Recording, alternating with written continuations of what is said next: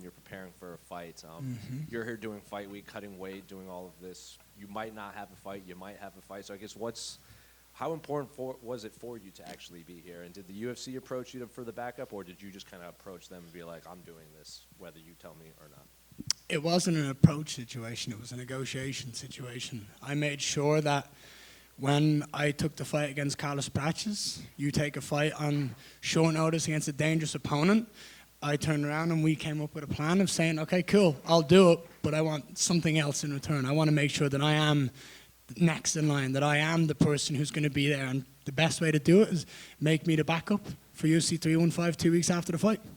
Do you think that's what kind of sets you apart? Because, Bilal was in here and we were asking him about, like, oh, what about Buckley? What about Usman? What about Colby? And he referred to Usman and Colby as losers, but he referred to you. He goes, well, he's doing everything right. Like, he's out there selling himself. The one that makes the most noise usually gets called on in class. So is that what's setting you apart from the rest of these welterweights that are kind of waiting to see what happens? You're actually out here trying to make it happen? I would say that, and I'm actually fighting. When you mention names like that, do you know what I mean? I would say I'm actually fighting. I'm being active. I'm fighting the best guys in the world. I'm fighting the guys that people see as most dangerous. My last 2 fights, I've ended a 28-fight finish streak. I'm that close to winning both of them. Do you know what I mean? So I'm fighting the most dangerous guys in the world. I'm being active. I'm afraid of no man walking this planet. And I'm an absolute competitor. That's all my body wants to do. My brain wants to fight the best, beat the best, and become the best. Bilal is the champion of the world, and I think from everything that I've seen from him, obviously I don't know the guy personally on a deep notice, but like seems to be a good human, seems to have his mind switched on and isn't into kind of some bullshit of mentioning stupid things. And I think for him, it would be a smart move to want to fight me next. Because I'm going to do all the heavy lifting when it comes to selling the card. I'm going to do all the heavy lifting when it comes to putting on a show. I'll do all the noise. All he has to do is show up so I can win the belt. And, how annoying has it been to, because we asked both Jack and Bilal this, like it seems like Saturday is going to kind of decide the fate of 2 weight classes.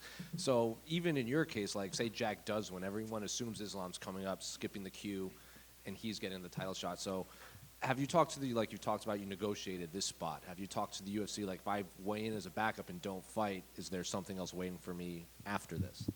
If what you are saying is right, and Jack does win, let's put this hypothetical idea out there, Jack does win, and Islam wants to come up, everyone takes a back seat. And you go, okay, you're the number 1 pound for pound in the world, you deserve that ranking, you deserve that status. If you want to come up and fight for that belt, then everyone will sit back and let you do so, because that's the respect that man deserves. But I believe Bilal wins this weekend. And when Bilal wins this weekend, there ain't a bigger fight to make than me and Bilal. And I want to do it in his back garden. I want to do it in Chicago. I want to sell it out. I want to be the guy to do it, and I want to take his belt in his hometown. That was going to be my next question. How enticing does that sound to? It might. Bilal has, to his credit, has wanted to stay active. It's his body that hasn't let him stay active. So, do you think that is a realistic possibility? Like, I'm sure Bilal will want it. I think if he puts his mind to it after this fight and he gets out of here relatively unscathed, I don't see why not. I had a 5-round fight 2 weeks ago, mate. I'm here. So I think if he wants it hard enough, he can make it happen. If he doesn't want it and mentally he's like, oh, that's a tough one, I'll say I'm injured. Then it all depends, you know what I mean? We find out often how tough people are mentally when opportunities like this come about. I think for him it would be idiotic to not want to fight in his hometown and defend his belt on home soil, regardless of who's in front of him. That's like offering me a fight in Dublin and going, would you fight anyone in Dublin? Me going, oh, I can't. I'd tear off a leg and still fight in Dublin if I could. Then just last one for me. It seems, your son has stolen the spotlight a bit yesterday at the partner day. He was running around with microphones trying to interview everyone, giving Jack candy. So I guess is he aware of how popular he's become? And what do you and Layla make of how popular he's become on the internet? So we have this kind of talk all the time about, like, my son. And he is just trying to be like his dad. That is all he is trying to be. He is just seeing what his dad does. He has the exact same energy as I do, and he is just copying me. Dude, when I tell you last night, we left this hotel and decided to walk home, and I took maybe about 50 photos with fans on the way home. He was getting annoyed that he was not getting photos as well. I had to take him out of his buggy and take photos with fans and him because he just wants to copy everything. If I lie down on a massage table, the kid wants a massage as well.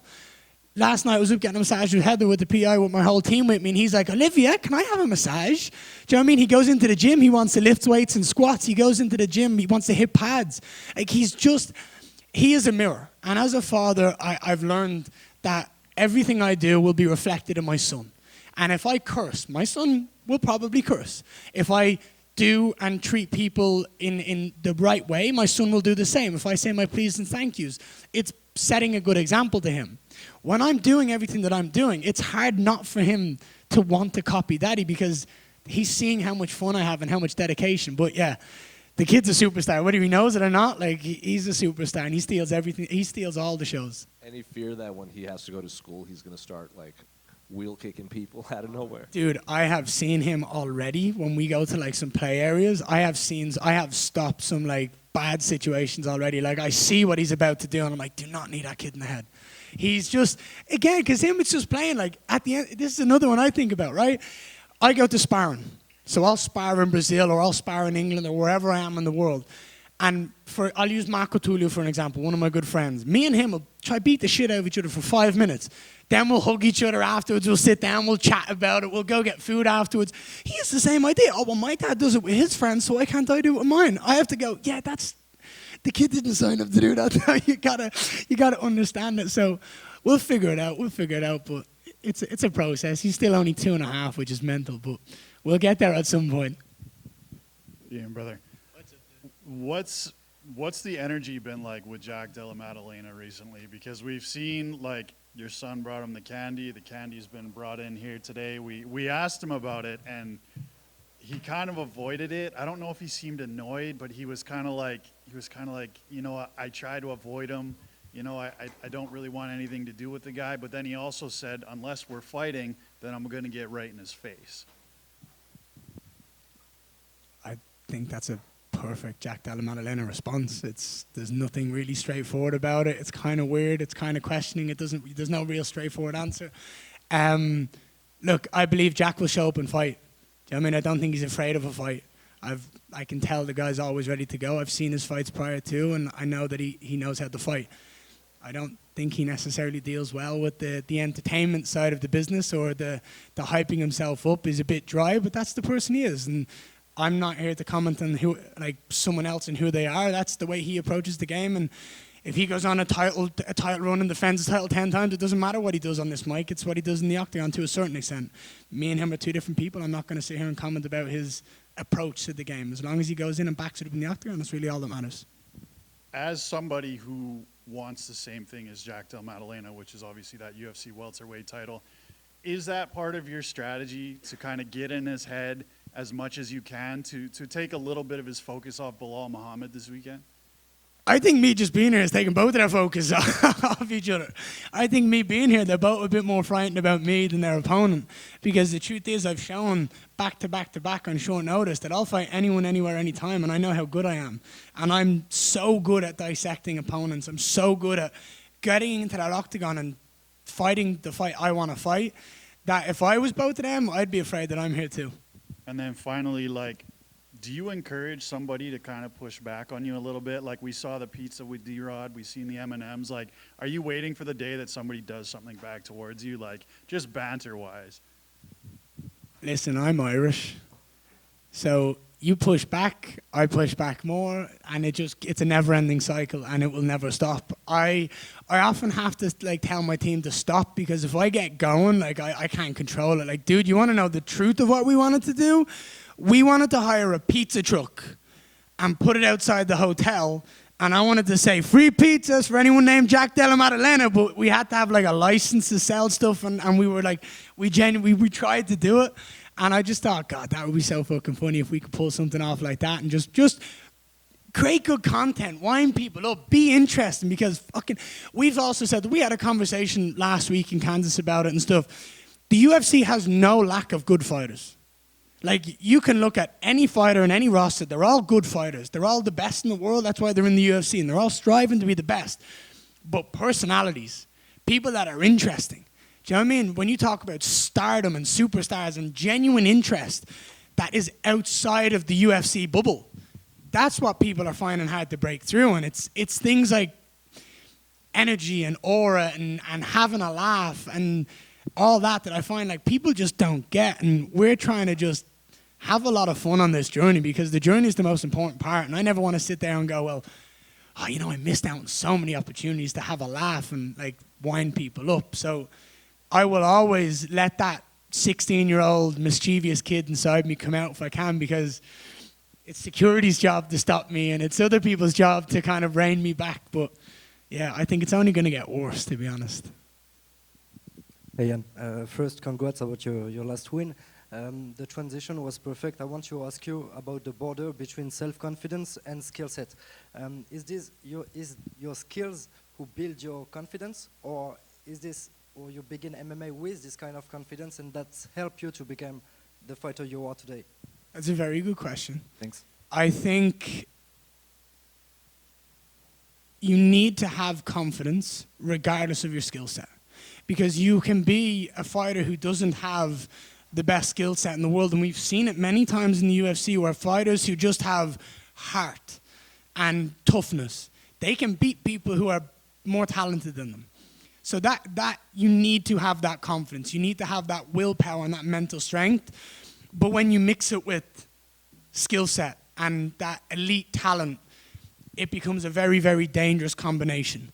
And that's when you start to see people like John Jones and like Anderson Silva, who just become dominant and untouchable because they have this aura of, I know how good I am, I'm going to show the world, and I have the skill set to back it up and beat anyone, anywhere, anytime.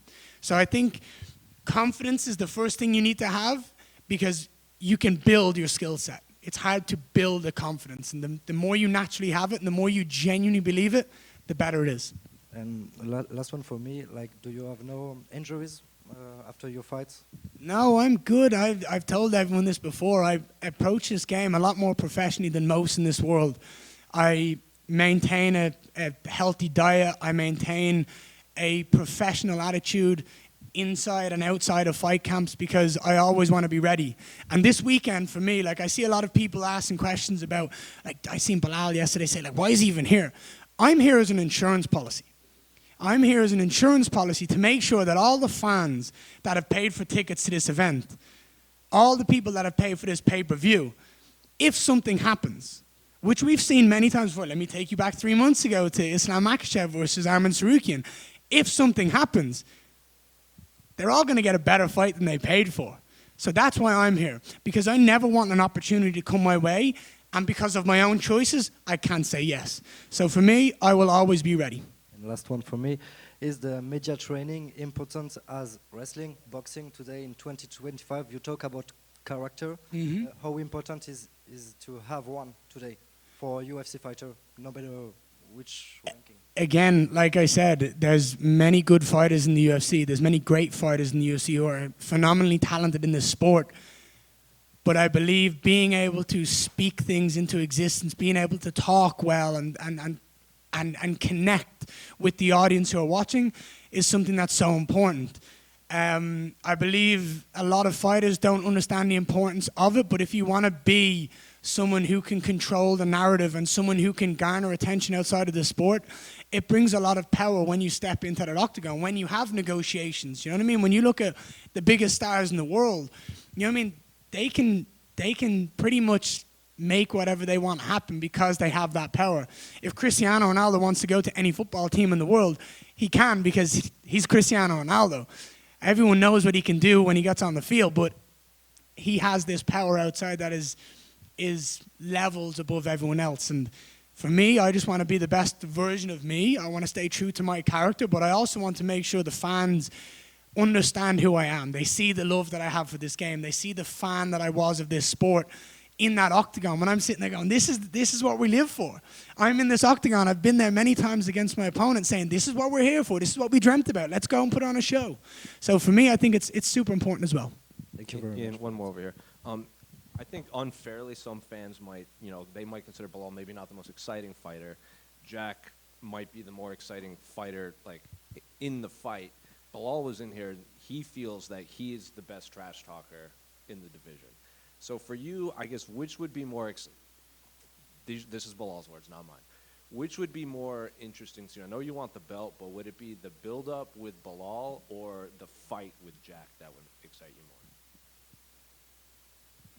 Come on, you know the answer to that question already. Like, that's kind of, I love you, but that's kind of a silly question. The belt. I want to be the best in the world.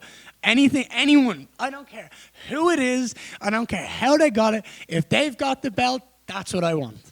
That's it. If Jack wins this weekend and he gets the belt, I couldn't care about Jack. It's the belt that I want. If Bilal wins and he has the belt, I don't care about Bilal. I care about the belt. I want that belt so I can control this welterweight division and I can do what I want when I want. And I want to be active. I want to fight the best of the best of the best. I want to keep that momentum going. I've talked to you guys about consistency. I'm the second most active fighter since I made my UFC debut in the UFC. The second to only Alexis Poitin. Do you know what I mean? He's at 11, I've had 10. Do you know what I mean? I am as active gets. I fight the best guys. I've got 5 wins against top 15 right now. I want to fight. I want to prove that I'm the best by beating the best. I want to hold that belt so I can fight the next best guy time and time again, and I can have those legendary, like, title reigns where you look at back and you see, because for me, the greatest of all time in the Mount Rushmore, they've all eventually moved up, but they've ran through their division. The John Jones, the Anderson Silvas, the GSPs, the Mighty Mouses, they dominated the division until there was no one left, and then it's, okay, let's go up and have that super fight when the time is right. Ian right here. Ian, obviously Paul Hughes is getting his home. Do you know what? It's nice to hear an Irish voice. How are you, man? You good? I'm doing good, thanks.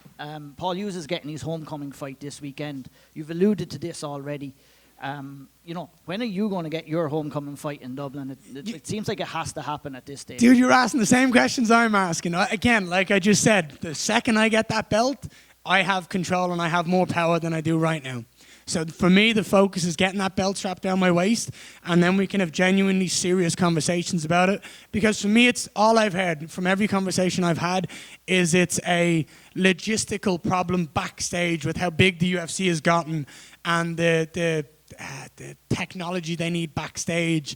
That's the problem I've heard. I don't think it's the fact that it's not a big enough stadium in the world, but I think it's more, we've got Croke Park, we've got the Aviva we could do. Do you know what I mean? We need to find a way around that and make it possible. But I'll do whatever I can in my power to get the UFC back to Dublin. We deserve it. We've earned it. And when I win that belt, you can guarantee that I'm going to be pushing to get them back to Ireland. It's crazy. Your journey has only seen you fight once in Ireland. That was in the Neptune Arena in Cork. It'd be a great moment, I think, and much needed I feel, for Irish mixed martial arts, who, like a lot of stars in the UFC right now, a lot of up-and-coming fighters too, but it's all about Ian Garry. Relighting the flame. Yeah. We need to relight the flame for those youth. There's a lot of people, I'm the first of a generation that watched Conor McGregor on the rise. I'm the first of a generation that's made it to the UFC and that's doing everything that I've dreamt of doing as that young 16-year-old kid sat in my bedroom in Dublin, Ireland. We can create that again, and we need to have an event in Dublin, Ireland, because kids cannot travel across the world. They can't travel across the world and soak up and feel that energy in that environment. The Fighting Irish is a phrase for a reason. It's in our history, it's in our blood, it's in our DNA. So to bring the UFC back to Dublin, Ireland, it's a dream and a goal of mine, and I'm not going to rest until that happens. I don't care how it gets done, it will get done, and when I have that belt, I told you I have a lot more manipulation, a lot more power. Ian, last one from me. I think following your career, you've always taken great pride in how you prepare for fights, breaking down your opponents, using their skill sets, what they're good at against them, right? That's been kind of taken away in recent times because you're fighting at such short notice. You've less time to prepare. Do you think it's just the UFC that have given you these opportunities, or now you're at a certain level that you can just take on anyone at any time? Someone asked me this week, what's the biggest lesson I learned from the Shavkat fight? And it's that I'm better than I think I am. I was always confident. My skill set from a little kid growing up in Dublin, Ireland, I had confidence. When I was playing Ga, hurling, whatever it was, I was always a confident individual. But when I set my mind to something, I know I can achieve it. And that fight showed me against the baddest man in the world in our division. 18 fights, 18 finishes. A lot of people didn't want to fight him. I said, fuck yeah, I'll fight him. I'm not afraid of anyone. And I went in there and I brought that man to the wire. and I very nearly won that fight. Obviously, I didn't, and I'm not saying I did right now. You know, it was 3 rounds to 2, but on short notice, I proved that I deserve to hang with the best in the world.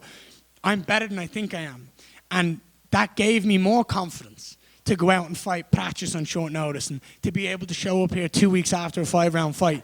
I'm able to fight the best in the world whenever I want, and I'm able to do what I want because I'm aware of the talents that I have. And God gave me talents. I'm simply here to show the world what he gave me and put on a show. One last one for me, actually. There's a lot of people will say you're not a finisher, but you've gone in there against Shavkat. He's injured his knee after the fight. You've gone in against Carlos Prates. He's a broken foot after the fight. So, you know, you might not be finishing fights, but you're definitely going out there and doing damage when you get in the cage. Listen, those 2 individuals are 2 of the most dangerous opponents in the world, right? You put them in against 99% of the rest of the division, they win, right? I can tell you this. Carlos Prates was not a nice energy to stand across that octagon from. He was game and he was ready and he was mentally violent. I could feel it. But I went in there and I ended a 28-fight finish streak, twice in a row, against Shavkat and against Carlos Prates. And I went out there and I did things that the world didn't know was possible against both of those guys. I out-grappled Shavkat. I outstruck Carlos Prates. And I did it both of them on short notice. Do you know what I mean? You give me a full camp, what do you think's going to happen? I'm going to be far more well prepared. I'm going to be far more excited. But that's now in the past. I know what I'm capable of doing to the entire division. I want to go out there, have fun, put on a show, sell out pay-per-views, sell out cards wherever I go. Do you know what I mean? I don't even necessarily want to be on pay-per-views. I don't want a paywall. I want to put on a show for the entire world to see. And for me, I just want to prove that I'm the best against the best opposition that the UFC has to offer. I'm not afraid of anyone. I really live that lifestyle of I will fight anyone, anywhere, anytime. And I want to always be in a position where when the UFC call me to save a card and they call the tall blonde and they go, look, we need you to save the card again. You know, you're our saving grace. Can you do it one more time? I always can say yes. So I have nothing but confidence in my ability that I can go out there. I've said it since day one. I'm going to be a world champion. It's inevitable. It's a matter of time. I'm going to get that belt wrapped around my waist by any means necessary. And this weekend could be the UFC's biggest heist ever. You know, back-to-back short notice fights. We pull off a heist like this, and then the power's all in my control. So I'm excited. Thank you, Ian. We got Usman and Buckley coming up, so I just wanted your thoughts on the fight and how you think the fight goes down. I think Usman should be retired already. I think he's only in this to get a paycheck, and I think Joaquin Buckley's going to run through him. Thank you, guys. Enjoy the show.